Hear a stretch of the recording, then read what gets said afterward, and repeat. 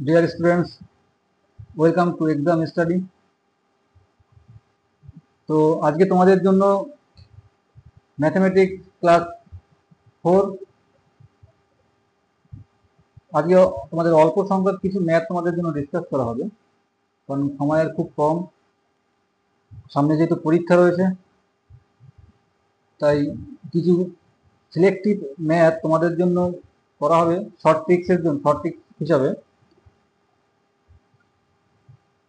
চ্যানেলটিকে অবশ্যই সাবস্ক্রাইব করবে এবং যারা নতুন তারা চ্যানেলটিকে সাবস্ক্রাইব করে পাশে থাকা বেল আইকনটিকে অন করে রাখবে, এবং যারা ভিডিওটি দেখছো অলরেডি সাবস্ক্রাইব করে রেখেছো তাদেরকে অসংখ্য ধন্যবাদ। তো চলো কথা না বাড়িয়ে শুরু করা যাক। দেখো, কোশ্চেন নাম্বার 1-এ বলেছে এ বি ও সি এর গড় ওজন 45 কেজি, এ ও বি এর গড় ওজন 40 কেজি এবং বি ও সি এর গড় ওজন 43 কেজি হলে বি এর ওজন কত? কিভাবে করবো দেখো, এ বি সি একসঙ্গে,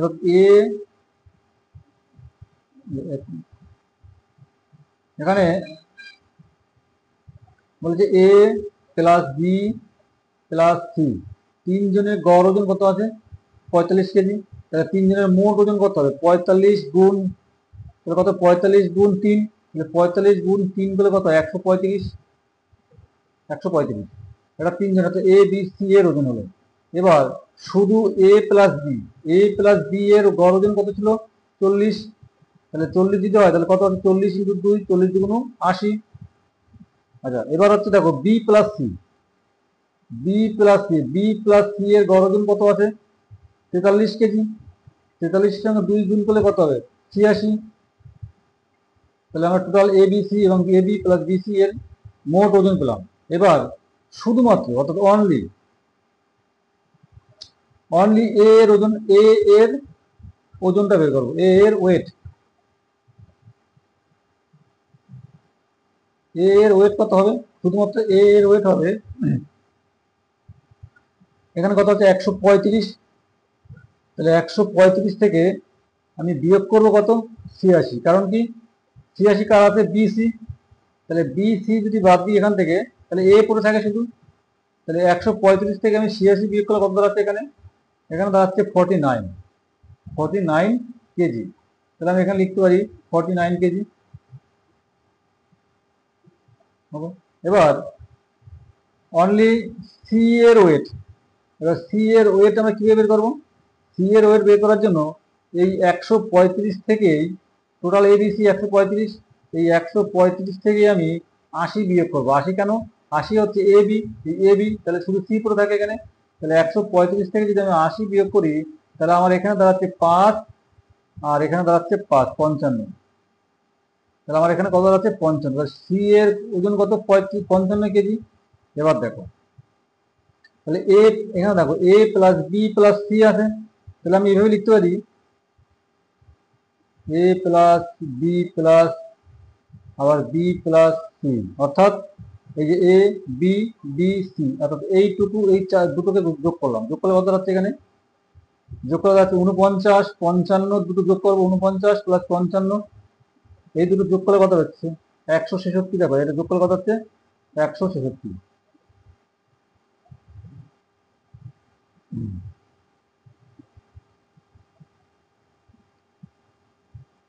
একটু ভুল হয়ে গেল। এ প্লাস বি, অর্থাৎ এখানে A plus B B plus C, দুটো কত আছে? 80 এবং 86। এই 80 এবং 86 যোগ করলে হবে 166। তাহলে 166 লিখলাম এখানে 166। এবার এখানে দেখো এ প্লাস সি প্লাস 2b আছে, দুটো বি আছে, এখানে 2b আছে। তাহলে 2b যদি হয় তাহলে আমি লিখতে পারি এখানে 2b। 2b সমান সমান এখানে দেখো এ এর বয়স, সি এর বয়স, কেজিটা পেলাম, এর ওজনটা পেলাম এবং সি এর ওজনটা পেলাম কত? এর ওজন পেয়েছি এখানে কত কেজি? 49 কেজি এবং সি এর ওজন পেয়েছি 55 কেজি। তাহলে এ এবং সি দুটো যোগ করবো, এই দুটো যোগ করলে কত দাঁড়াচ্ছে? এই দুটো যোগ করলে দাঁড়াচ্ছে 104। 9 আর 14, 4, হাতে থেকে 1, 5 1 6, 6 10, 104।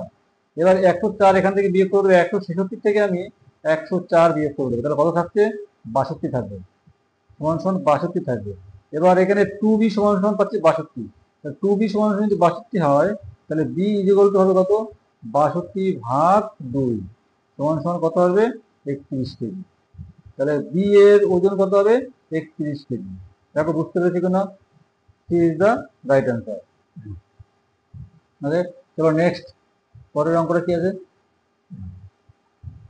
33 মিটার কাপড় বিক্রি করে এক ব্যক্তির 11 মিটার কাপড়ের ক্রয় মূল্যের সমান লাভ হয়, তাহলে তার লাভের হার কত? কিভাবে করবো দেখো।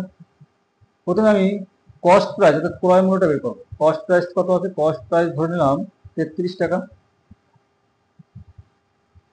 33 মিটার কাপড় সে বিক্রি করে, ধরে নিলাম সে 33 মিটার কাপড় 33 টাকা দিয়ে কিনেছিল, তাহলে 1 মিটারের ক্রয় মূল্য করে 1 টাকা, 33 মিটার কাপড় দাম 33 টাকা। এবার বিক্রি মূল্য, sell price, selling price. Selling price কি? সে এই 11 মিটার কাপড়ের ক্রয় মূল্য লাভ করে, তাহলে আমার 33 টাকা যদি ক্রয় মূল্য হয়, তাহলে এর সঙ্গে আরো 11 টাকা যোগ করে দেবো, তবেই তোমার বিক্রয় মূল্য পাওয়া যায় 44 টাকা। 44 টাকা সে বিক্রি করেছিল। এবার তার লাভ কত হয়েছে? লাভ হয়েছে ক্রয় মূল্যের উপরে, কিন্তু লাভ হয় সবসময় মনে রাখবে। তাহলে প্রফিট হচ্ছে কত? প্রফিট হচ্ছে তোমার 11 টাকা প্রফিট হয়েছে, তার উপরে 33 টাকার উপরে, এবং 100 টাকার উপরে কত হলো? তাহলে 11 কে 11, 3 এবং 33, 3 দিয়ে ভাগ করলে 3 3 9, 3 3 9, 10, 3 1 33 পূর্ণ 1 3%, 33 পূর্ণ 1 3% হচ্ছে তার প্রফিট। দেখো বুঝতে পেরেছি কিনা? নাম্বার 3তে বলেছে দেখো, একটি দ্রব্যের ক্রয় মূল্য 200 টাকা, দ্রব্যটির ধার্য মূল্য কত রাখতে হবে যাতে ধার্য মূল্যের উপর 25% ছাড় দেওয়ার পর 35% লাভ থাকে? কিভাবে করবো দেখো। শর্ট টেক্সটটা কি দেখো? শর্ট টেক্সট হবে এই, যেহেতু তার ক্রয় মূল্য হচ্ছে 200 টাকা, 200 টাকা, এবার দ্রব্যটির ধার্য মূল্য কত রাখতে হবে যাতে তার 25% ছাড় দেওয়ার পরে 35% লাভ থাকে। তাহলে আমি উল্টো দিক থেকে করবো। তাহলে 35% লাভ মানে কি? 135 টাকা সে বিক্রি করেছিল 100 টাকার মধ্যে। আবার যেহেতু এখান থেকে ক্রয় মূল্য বের করবো, আবার তাহলে 25% ছাড় দিয়েছিল, তাহলে ধার্য মূল্য কত ছিল? তাহলে 100/25% ছাড় মানে 75 টাকা বিক্রি করেছিল। এবার কাটাকাটি করলেই আমার ধার্য মূল্য বেরিয়ে আসবে। দেখো এবার এই দুটো, এই 100 কেটে গেল, এটাকে 5 দিয়ে যাচ্ছে, বা 25 দিয়ে কাটে 3 25 75, এখানে 8 25 200, এটাকে 3 দিয়ে কাটে কত হচ্ছে? যাবে কি 3 দিয়ে? 3 4 12 13 যাচ্ছে এটা। তাহলে 3 4 12, 3 5 15, 45। এবার 45 8 45 কত হচ্ছে? 5 8 40 শূন্য, হাত থেকে 4, 4 8 32, 32 33 34 35, 1350।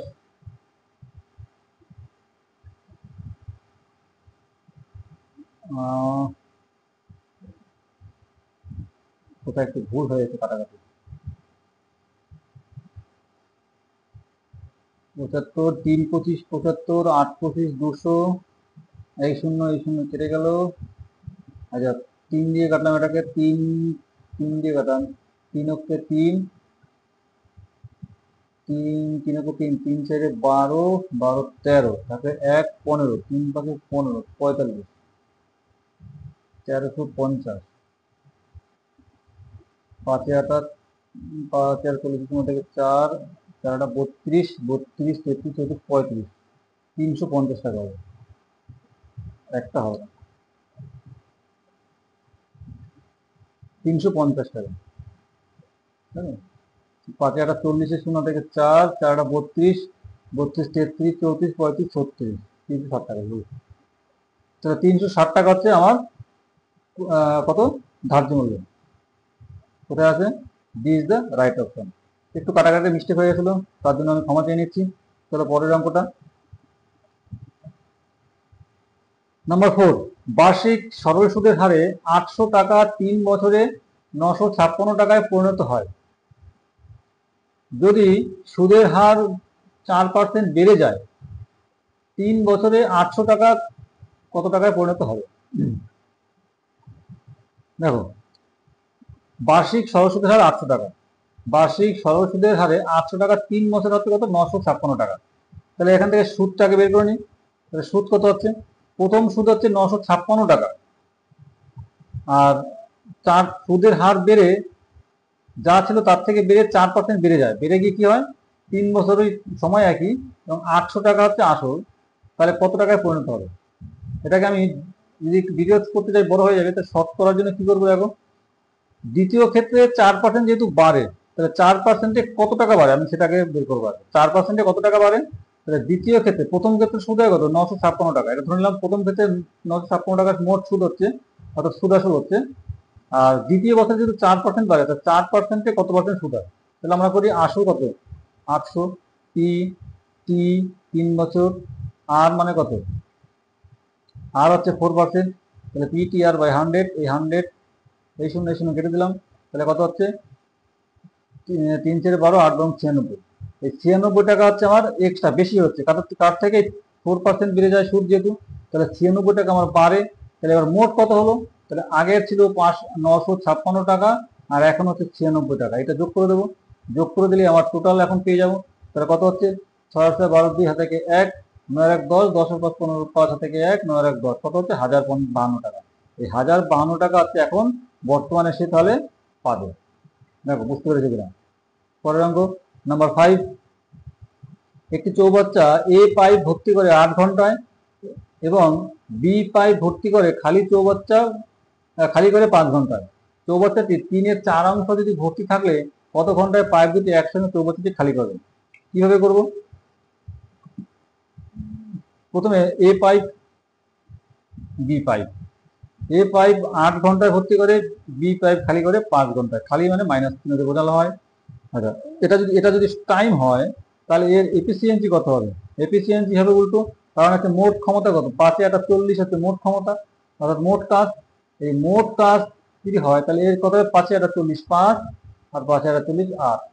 আচ্ছা, এবার হচ্ছে চৌবাচ্চাটি কত অংশ পূর্ণ আছে, 3/4 অংশ পূর্ণ আছে, কত অংশ, 3/4 অংশ। তাহলে এর 3/4 অংশ করলে কত হয়, 3/4, 4×40 = 30 ভাগ। 30 ভাগ সে এখন বর্তমানে পূর্ণ আছে, এবার এটাকে খালি করতে হবে। খালি করার জন্য কি হবে, তাহলে 5 থেকে 8 বিয়োগ করলে কত হয়, 3, তাহলে এই 3 করে সে খালি করে 1 মিনিটে, অর্থাৎ 1 ঘন্টায় করে খালি হয়। তাহলে 3 দিয়ে এটাকে ভাগ করলে কত, 3×30, তাহলে 10, 10 ঘন্টায় খালি হবে, সমান সমান 10 ঘন্টা, অপশন বি। চলো পরের অঙ্ক, এ বি এর তুলনায় দ্বিগুণ গতিসম্পন্ন এবং বি সি এর তুলনায় 3 গুণ গতিসম্পন্ন। কিছু দূরত্ব যেতে সি এর 3/2 ঘন্টা সময় লাগলে এ এর সমান দূরত্ব অতিক্রম করতে কত সময় লাগবে? এই অঙ্কটা কিভাবে করবো, এখানে বলে দেখো এ বি সি, তাহলে এ বি সি, আমরা এর গতিটা বের করবো, এর অনুপাতটা বের করবো আগে।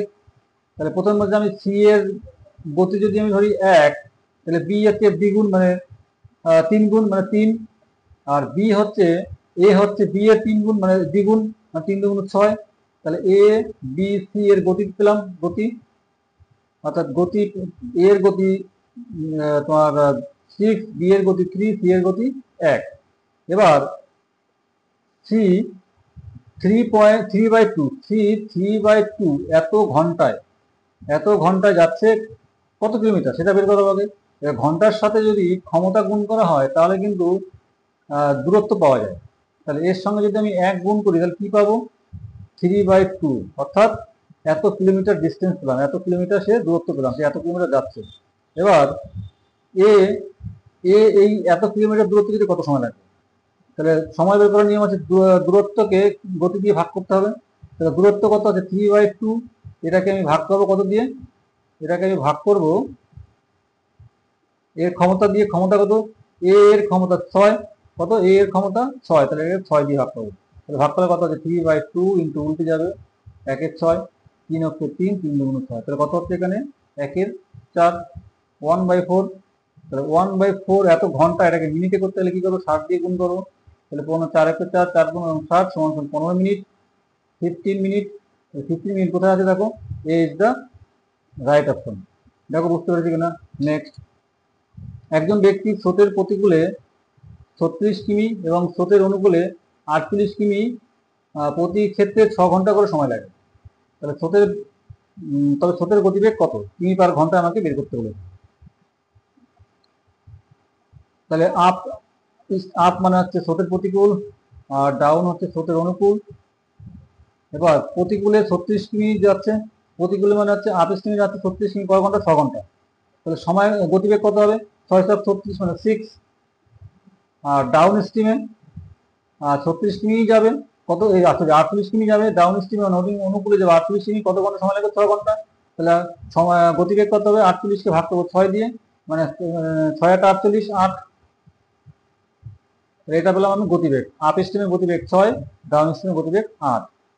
এবার আমাকে এখান থেকে কি বলেছে? স্রোতের গতিবেগ পেয়েছে। সবসময় মনে রাখবে স্রোতের গতিবেগের নিয়ম হচ্ছে যে গতিবেগটা পেলাম, অর্থাৎ 8-6/2, এটা হচ্ছে ফর্মুলা। তাহলে কত হচ্ছে এখানে? 8-এর থেকে 6 বিয়োগ করে থাকছে কত? 2, আর ভাগ করবো 2, কাটাকাটি করলে হচ্ছে 1, তাহলে সমান সমান 1। তাহলে স্রোতের গতিবেগ কত? স্রোতের গতিবেগ হচ্ছে 1 কিমি পার ঘন্টা। Number C is the right option. চলো নেক্সট। কোনো মূলধনের সরল সুদ মূলধনের 9/16 অংশ। যদি সরল সুদের হার এবং সময়ের সংখ্যামান সমান হয়, তবে মূলধন কত বছরের জন্য ধার দেওয়া যাবে? এখানে সুদের হার এবং সময় সমান বলা আছে। তাহলে আমি কিভাবে করতে পারি? যদি ধরে নিই যে সময় টি ইকুয়াল টু আর, এই দুটো সমান, তাই না? এই দুটো যদি সমান হয় তাহলে এটা সমান সমান আমি ধরতে পারি এক্স, অর্থাৎ সময় এবং সুদের হার সমান সমান আমি এক্স ধরতে পারি। এক্স যদি ধরি তাহলে আমাকে কি বলেছে দেখো, সুদ বলতে 9/16 অঙ্ক, তাহলে আমি এটা কারাটা নিয়ে ধরতে পারি 9/16 আছে। তাহলে 16টাকে যদি আমি আসল ধরি আর 9টাকে ধরি সুদ, হলো 9টাকে যদি সুদ ধরি, তাহলে এবার রেট অফ ইন্টারেস্ট কত বেরোবে? তাহলে রেট অফ ইন্টারেস্ট মানে এক্স, একই জিনিস। রেট অফ ইন্টারেস্ট কত আসবে? 9×100/16 মানে টাইম, টাইম যা সময় একই জিনিস। তাহলে এটা বেরোলো। এবার দেখো তাহলে তবে মূলধন কত বছরের জন্য ধার দেয়? পরবর্তী এই রেট অফ ইন্টারেস্টে আবার আমি মূলধনটা বের করবো, মানে মূলধনটা কত বছরের জন্য সময় চেয়ে দেওয়া, সময়টা পরবর্তী সময়টা বের করার নিয়ম হচ্ছে দেখো, এটা রেট অফ ইন্টারেস্ট পেয়ে গেলাম এত %, কাটাকাটি করছি না কারণ এরপরে আবার কাটতে হবে। রেট অফ ইন্টারেস্ট পেলাম এইটা। এবার এই রেট অফ ইন্টারেস্টটা একই পরিমাণের টাকা, অর্থাৎ 16টাকেই আমি আবার খাটাবো এই রেট অফ ইন্টারেস্টে কত বছরের জন্য? ওই একই বছরের জন্য। তবে আমার কত টাকা হবে? এবার দেখো, তাহলে আমি সময় চেয়েছি, তাহলে টাইম টি সমান সমান আমরা কি জানি? মোট সুদ। মোট সুদ কত আছে এখানে? মোট সুদ আছে 9 টাকা।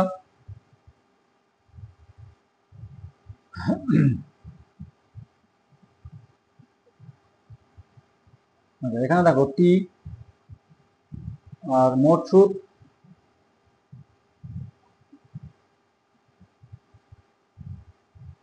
একশো, আসল 16 into T percentage 100, x, x মানে হচ্ছে 9, 9×100, 16×1, আর টি সমান সমান হলাম এক্স। এবার করো।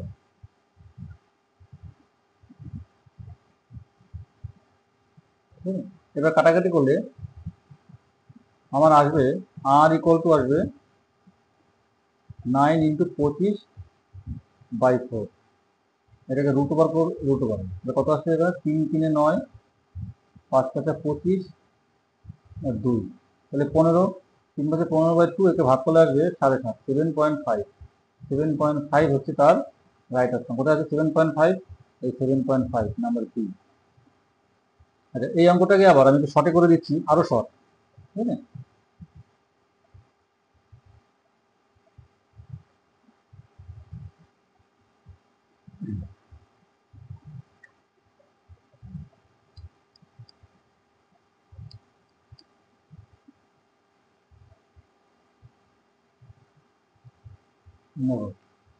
শর্ট হচ্ছে এই, আসল হচ্ছে আসল 16 টাকা আর সুদ 9 টাকা।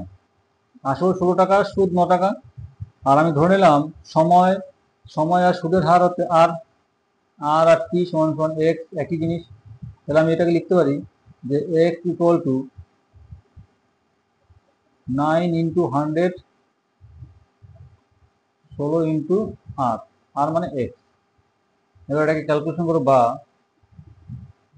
4×4=16, 4×25=100, তাহলে গুণ করলে এক্স স্কোয়ার মানে 4x স্কোয়ার সমান সমান 9 ইন্টু 25 বা এক্স স্কোয়ার সমান সমান 9 ইন্টু 25 বাই 4 রুট ওভার, এটাকে এখানে করে দিই। তাহলে এবার কি দাঁড়াচ্ছে, এক্স ইকুয়াল টু কত আছে 3, 5, 2, 3 5 15 বাই 2, এটাকে করলে কত হচ্ছে 7 গুণ 14 সাথে হাফ 7 পূর্ণ 1/2, 7 পূর্ণ 1/2। ওকে, তাহলে তোমাদের যেটা ভালো লাগে তোমরা সেটা করবে। চলো পরের অঙ্ক নাম্বার 9। একটি সংখ্যার 2/3 থেকে 50 বিয়োগ করলে বিয়োগফল সংখ্যাটির 1/4 এবং 40-এর যোগফলের সমান হয়, তবে সংখ্যাটি কত? এই অঙ্কগুলো আমরা এইভাবে করবো যে ধরি সংখ্যাটি হচ্ছে এক্স, ধরি সংখ্যাটি এক্স, তাহলে সংখ্যাটি কি হচ্ছে 2/3 মানে কি 2x বাই 3, 2/3 বলেছে। এর থেকে 50 বিয়োগ করবো, বিয়োগ করলে বিয়োগফলটা কি হবে, বিয়োগফলটা হবে 1/4 মানে এক্স, মূল সংখ্যার 1/4 মানে x/4, তার যোগফল হচ্ছে 40। এই এটাকে সমীকরণে সমাধান করো, সমাধান করলে কত হচ্ছে 2x বাই 3 মাইনাস x/4, এখানে দেখো সমান সমান 40 আর প্লাস 50, 5 9 90। এবার এটাকে 3 4 12 লসাগু করলে হচ্ছে 12, লসাগু করলে হচ্ছে 12 আর 3 4 4 2 8, 8x মাইনাস 3x সমান সমান 90 ইন্টু 12, 12টাকে এবার গুণ করে দিলাম। তাহলে এখানে হচ্ছে 5x ইকুয়াল টু কত হয়, এটাকে আমি 5 দিয়ে ভাগ করে দেবো, 5 8 90, তাহলে কত হচ্ছে এখানে 18 গুণ 36 6, হাত থেকে 3, 18 18 19 20 21, 216 টাকা। 216 টাকা হচ্ছে সংখ্যাটি। সংখ্যাটি কোথায় আছে, অপশন বি। দেখো বুঝতে পেরেছো কিনা। চলো পরের অঙ্কটা।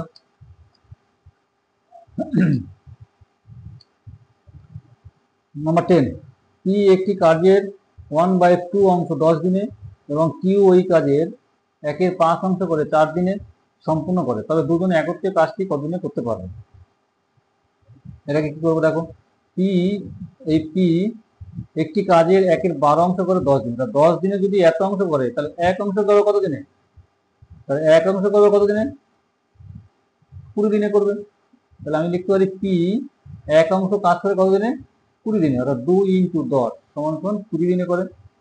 এবং কিউ কিউ ওই কাজের 1/5 অংশ যদি করে 4 দিনে, অর্থাৎ 4 দিনে করে 1/5 অংশ করে 4 দিনে এক অংশ করে কত, এক অংশ করবে 20 দিনে, 4 ইন্টু 5 20 দিনে। ওকে, আচ্ছা এবার একত্রে করবে কত, এবার একত্রে করার নিয়ম সূত্র হচ্ছে x into y, x plus y, এটা হয়। আর অন্যভাবে হয়, আমি দুভাবে দেখিয়ে দিচ্ছি। এবার এটাকে করলে কি আসবে, শর্টে হয়ে যাবে। এক্স হচ্ছে 20 ইন্টু 20 আর 20 20 40, 20 হচ্ছে 20, 20 দুগুণ 40, 2 হচ্ছে 2, 10 দুগুণ 10, ফলে কত হচ্ছে 10 10। আচ্ছা এই একটা প্রসেস। আচ্ছা আমি আর একটা প্রসেস দেখিয়ে দিচ্ছি। আর একটা প্রসেস হচ্ছে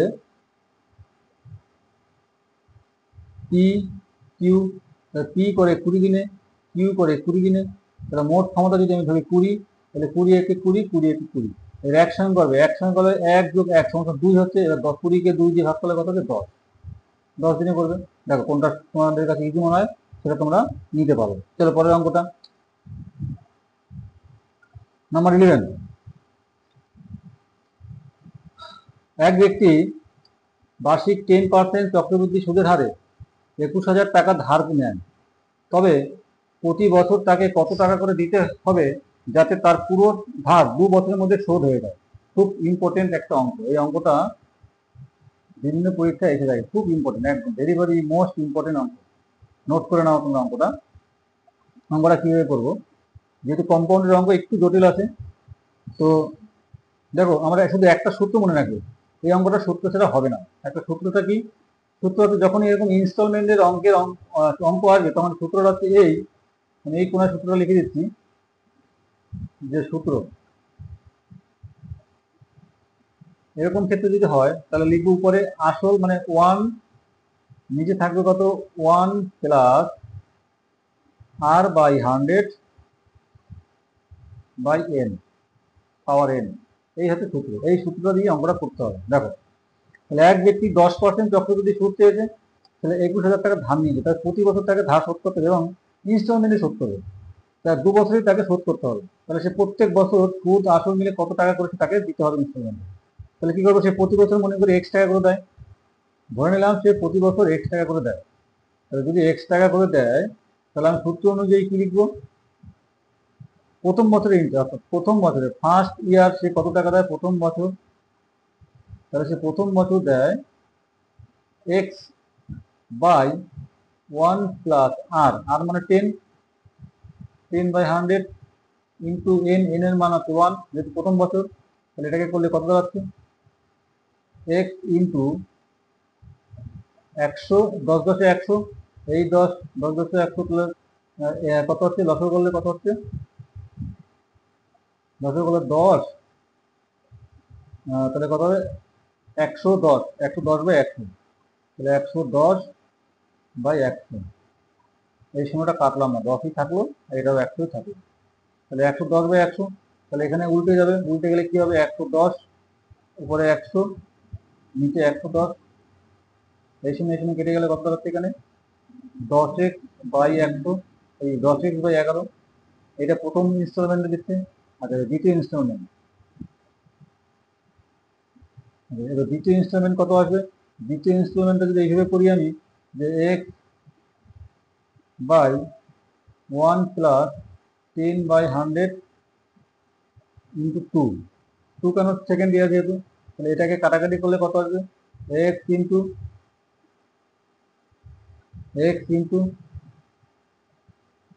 100/110, দুবার করতে হবে 2 বছরের জন্য, 100 ইন্টু 110 হবে। তাহলে কত আসবে এখানে দেখো, কাটাকাটি করলে এই শূন্য কেটে গেল, এই 100 কেটে গেল, তাহলে 100/121 কত হচ্ছে, 100/100x/121, এই প্রথম ইনস্টলমেন্ট এত, দ্বিতীয় ইনস্টলমেন্ট হচ্ছে এত। এবার এই দুটো সমান সমান যোগ করলে, এই দুটো যোগ করে কিন্তু আমার আসবে মোট 21,000 টাকা। ওকে, তাহলে কি একটু পরিষ্কার করে নিন, বুঝতে পারছি না, জায়গা শর্ট আছে এখানে। তাহলে আমার প্রথমে কি কি আসছে মনে রাখবে এটা,